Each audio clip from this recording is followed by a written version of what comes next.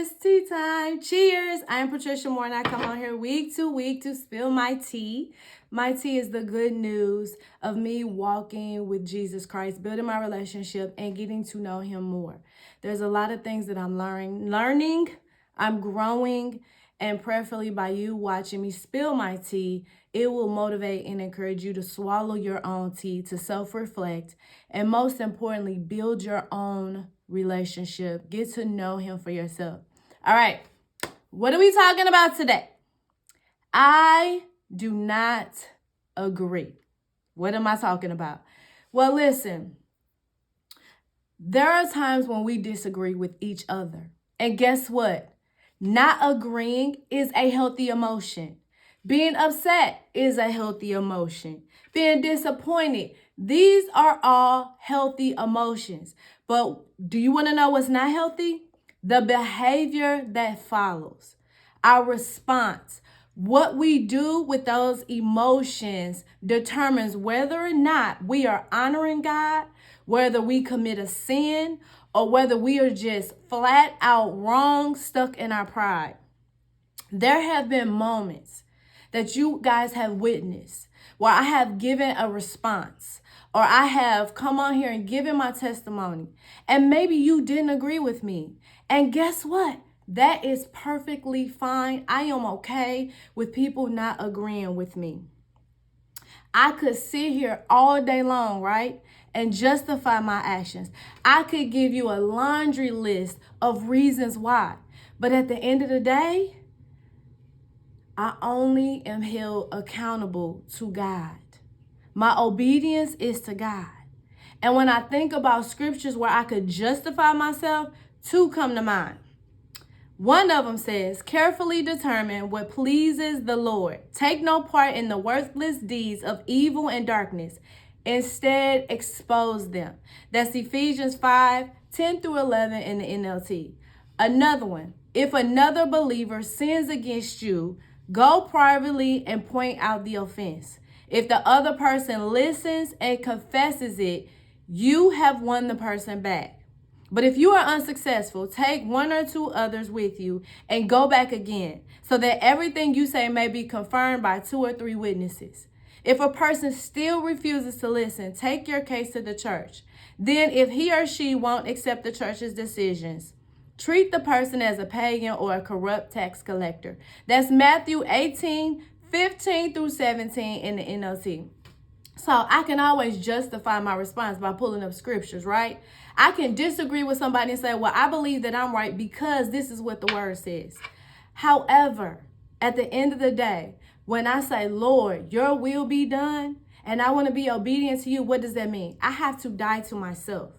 I have to die to my will and what I think. And as I desire to grow in God and in my relationship with him, of course, my behavior has to follow, right? There will be times where I may have to be uncomfortable or do the uncomfortable and stand bold on a word that God gave to me, nobody else, because we say it's not a conference call.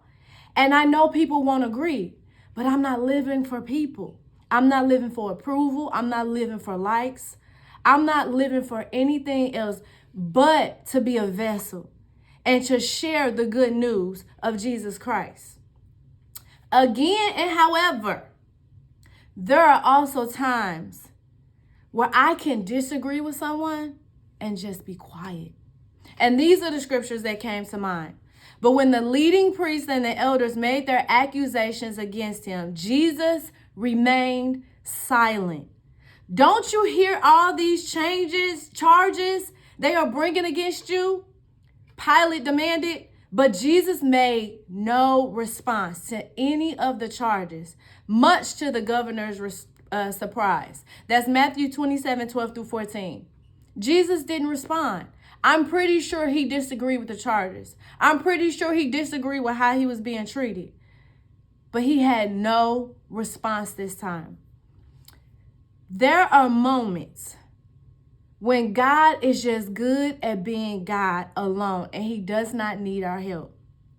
When we know the truth doesn't need our help. The truth says, but there are evil intentions that will be exposed when the light shines on them. For the light makes everything visible. Ephesians 5:13-14. That's the NLT. Am I saying that disagreeing or having a disagreement is founded in sin or evil intentions?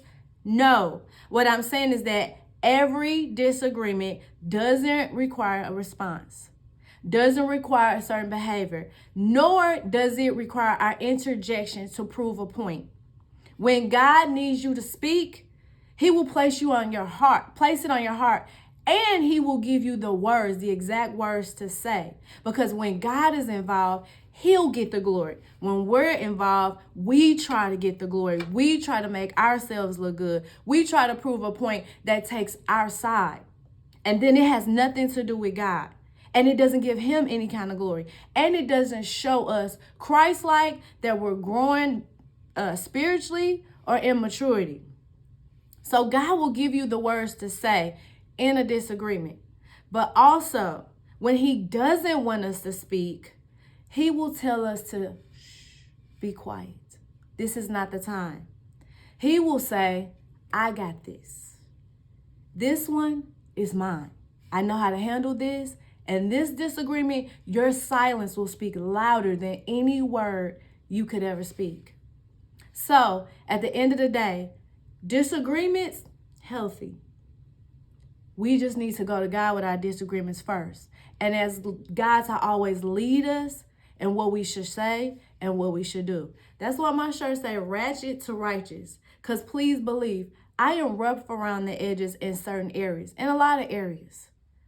But when I surrender myself, that means I'm moving forward and I'm moving closer and closer to God because I want to be more righteous. I want to grow my relationship. My desire is that my behavior will follow in Christ and not Patricia's own understanding. My desire is to grow in wisdom. My desire is for you to see Jesus in me, to be the example, and to not always prove a point, not to always defend myself, but to trust the God to say, I got this one. You can rest. You can lean into me. You can believe that I know how to handle this situation. There are things about me that are changing and should change. And I'm hoping that you're willing to allow God to change you and to understand every disagreement doesn't require a response. Every disagreement requires our obedience. All right, guys. Cheers.